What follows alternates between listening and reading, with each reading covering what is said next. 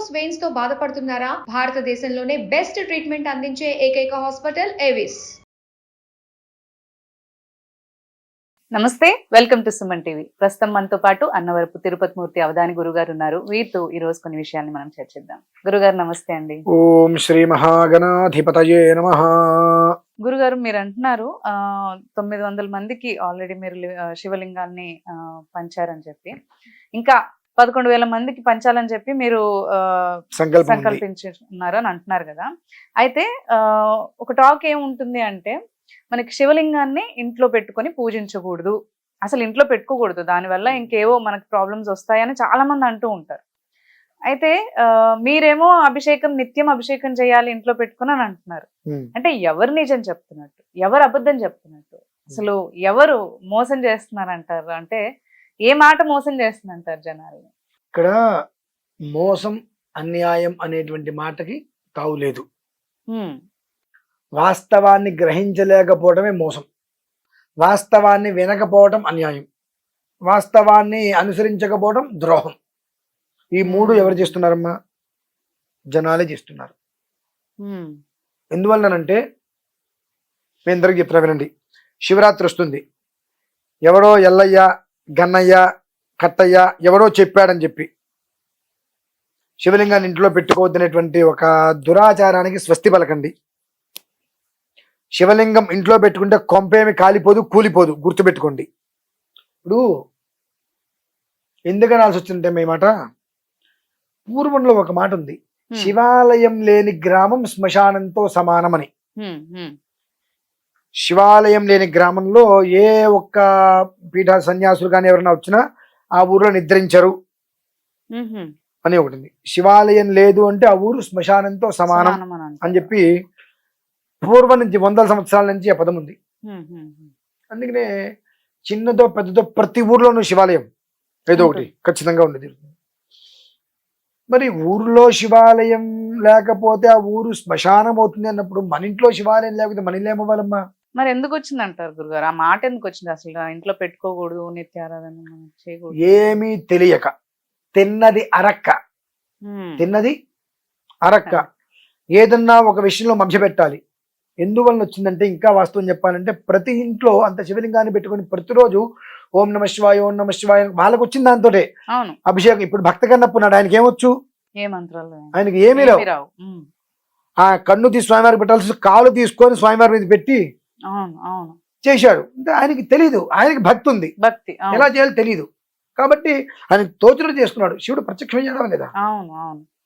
So ఈ రకంగా ప్రతి ఇంట్లో అంత శివలింగాన్ని పెట్టుకొని ప్రతిరోజు ఒక 10 నుంచి 15 నిమిషాల సమయం పెట్టుకొని కానీ ఆరాధన చేసుకుంటూ కూర్చుంటే ఏ ఒక్కళ్ళకి కూడా ఎలాంటి కష్టాలు నష్టాలు రావు. అప్పుడు ఏంటంటే ఈ గ్రహ బాధలు కానీ ఏమీ ఉండవు.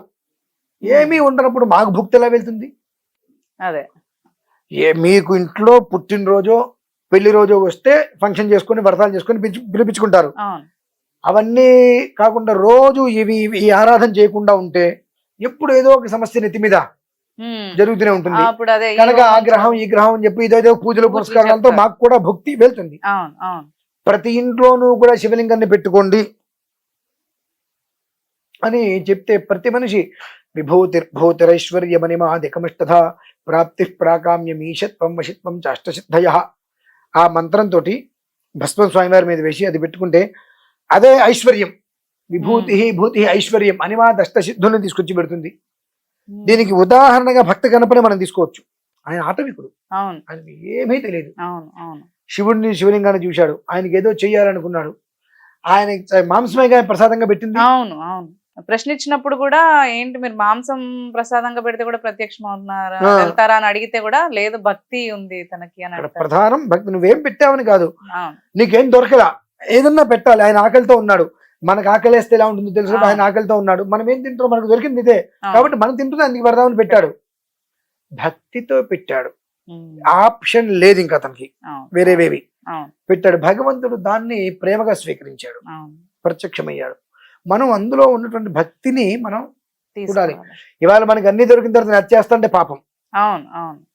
ఇవాళ మనకి అన్ని దొరుకుతున్నాయి. Correct. దొరికినప్పుడు భక్తకైనా పలా చేశాడు కాబట్టి నేను ఇలా అవును. చేస్తాను, అది పాపం. కొంతమంది అలాగే మొండిగా అంటారు నాన్ కర్మ వెజ్ తిని ప్రార్థన కూడా అనుభవిస్తారు, అదే కర్మ ప్రార్థన అనుభవిస్తారు, అది వేరు. నాన్ వెజ్ తిని గుడికి వెళ్ళొద్దు, పూజ చేయకూడదు అని అంటే ఈయన నాన్ వెజే పెట్టారు, ఇంక నేను తినే వెళ్తాయో అంటే చేసుకుని వెళ్ళొచ్చు. అసందర్భ ప్రేలాపన అంటారు దానికి. దానికి మనం అటువంటి వాళ్ళకి మనం సమాధానం చెప్పకపోవడమే మన ధర్మం. సమాధానం చెప్పి చీ అనిపించుకోవడం కన్నా మీ ఇష్టం ఆయన అనుభవించండి అని చెప్పి వదిలేయడం. అవును. కాబట్టి ఏంటంటే శివలింగం లేని ఇల్లు శ్మశానంతో సమానం అమ్మ. ఎందువలనంటే ఒక శివలింగం ఇంట్లో ఉంది అంటే పొద్దున్నే దీపారాధన చేసుకోవాలని చెప్పి 4:30, 5 లోపు నిద్ర లేచి బ్రాహ్మీ ముహూర్తంలో కల్లాపు జల్లుకొని 4 గీతలు ముగ్గేసుకొని స్నానం చేసి వచ్చి ఈశ్వరాభిషేకం చేసుకుంటారు. శివలింగం లేకపోతే 7:00, 8:00 ఇంకా రాక్షస సమయాల్లో నిద్రలేస్తారు. అంటే ఇవన్నీ పెట్టడానికి మూల కారణాలమ్మా. రాక్షస సమయంలో నిద్రలేస్తారు. ఉదయం సూర్యోదయానికి ముగ్గు లేకపోతే ఆ ఇల్లు శ్మశానంతో సమానం. ఇల్లు సూర్యోదయానికి ముగ్గు లేకపోతే సరే. ఇప్పుడంటే ఈ పండగలు వచ్చిన రాత్రి పూట రథం ముగ్గులు వేసుకొని ఊరి చివరి రోజులకి వెళ్తున్నారు, అవి వేరు. కానీ సూర్యోదయానికల్లా ఇంటి ముందు ముగ్గు ఉండాలి. ఉషోదయం, అరుణోదయం, సూర్యోదయం అంటే ఈ ఉదయాలకల్లా ఇంటి ముందు ముగ్గుండి ఇంట్లో అభిషేకం చేసుకోగలగాలి. ఆ ఇల్లు ఎప్పుడూ కూడా ప్రశాంతమైన వాతావరణానికి నిలయం. ఈశ్వరుడు 24/7 అక్కడే కూర్చుని ఉంటాడు. ఇక్కడ విధానం ఏంటంటే ఈశ్వరుడు అక్కడే కూర్చుని ఉంటే వాళ్ళకి సమస్య ఎందుకు వస్తుంది కదా. ఇవి కారణాలు. ఈ కారణాలను దృష్టిలో ఉంచుకొని ఇవి పెట్టింది కూడా ఎవరు అంటే విషయ పరిజ్ఞానం లేనివారు, చదువుకున్నవారు, విషయ పరిజ్ఞానం ఉన్నవారు, ధర్మాత్ములు. వీళ్ళు పెట్టలేదమ్మా ఈ విషయాన్ని. మిడిమిడి జ్ఞానం ఏదో సగం, ఇవాళ చాలా మంది ఉన్నట్టుగా సగం తెలిసేసుకొని భయపెట్టేసి బ్రతికేయాలి మనం అనుకున్న వాళ్ళు ఏం చేస్తున్నారంటే వీళ్ళు నిత్యం అన్ని చేసుకుంటే మాకు ఎక్కడిది. కొంతమంది ఉంటారు ఊర్లో ఎప్పటి నుంచో పెద్ద పెద్ద వాళ్ళు ఉంటారు, మా అయ్యగారు అంటే దేవుడు అని చెప్పి పండిన ప్రతి పంట తీసుకొచ్చి ముందు వాళ్ళకి ఇస్తూ ఉంటారు. పాడే పంట ఏదైనప్పటికీ కూడా తీసుకొచ్చి వాళ్ళ ఇంట్లో ఇచ్చి వాళ్ళ ఆశీర్వాదాలు పొందుతుంటారు. ఆ ఊర్లో పెళ్లిళ్ళు ఏమైనా జరిగితే పెద్దగా ఆశీర్వాదాన్ని పిలిపించి తర్వాత వాళ్ళ ఇంటికే వెళ్తారు. దంపతుల్ని తీసుకుని వాళ్ళ ఇంటికే వెళ్ళి ముందు అక్కడ పెళ్లి పందిట్లో ఆశీర్వచనం చేయించుకుంటారు. తర్వాత దంపతులు ఇద్దరిని వాళ్ళ ఇంటికి తీసుకెళ్లి పాడి ఉప్పు ఇవన్నీ పప్పు బియ్యం అన్ని కూడా ఒక నెలకు గ్రాసుని తీసుకెళ్లి మా అయ్యగారు అంటే తండ్రి అనుకుంటూ తీసుకెళ్లి ఇచ్చి నమస్కారం తీసుకుని వస్తూ ఉంటారు. అలా చదువు సంస్కారంతో ఉన్న వాళ్ళ జీవితం అలా వెళ్తూ ఉంటుంది ప్రశాంతంగా. అది లేకుండా ఇంగ్లీష్ చదువు చదివి అది ఉద్యోగం రాక ఇష్టం వచ్చినట్టు తిరిగి రోడ్ల మీద ఎలా బ్రతకాలి తెలియక ఇది ఉంది కదా అని చెప్పి ఇందులోకి వచ్చిన వాళ్ళు చాలా మంది.